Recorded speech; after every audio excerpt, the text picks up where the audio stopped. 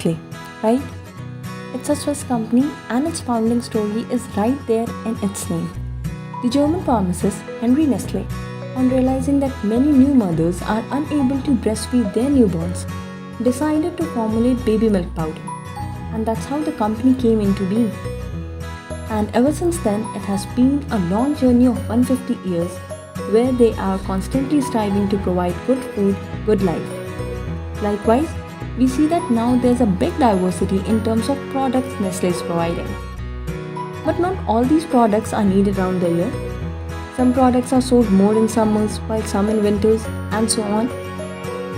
Furthermore, as Nestle relies on agricultural resources a lot, making its product globally available is also a major challenge for Nestle, besides the seasonal impacts on the production of raw materials. So it becomes pretty obvious what made Nestle adopt demand forecasting. And adopting this measure didn't just help Nestle with the sales graph, but also contributed to the effective management of resources. Otherwise, certainly, there would have been lesser or excessive holding of inventories, which is neither sustainable for the environment nor for the business. So now let's find out how Nestle direct store delivery benefited from demand forecasting. A division of Nestle USA, Nestle DSD, is based in Oakland, which is one of the largest US frozen distribution store delivery networks, employed in distributing ice creams and pizzas to thousands of stores. It was facing problems in matching the shipment to the right store at the right time in the right amount, owing to numerous varieties and mixed demands from the consumers, including the seasonal demands of these products.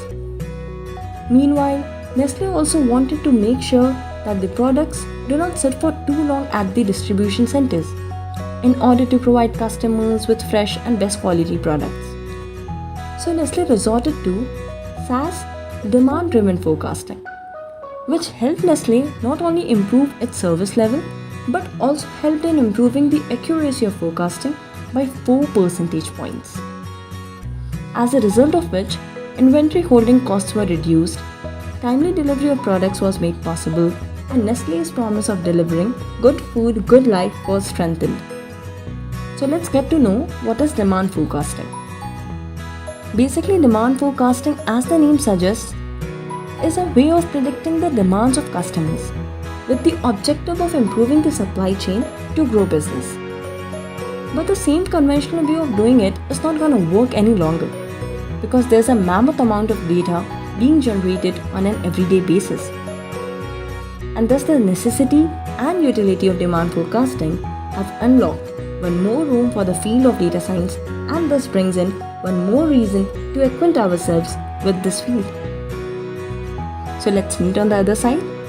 And meanwhile, please don't forget to subscribe to our channel to get to know more about such use cases of data science.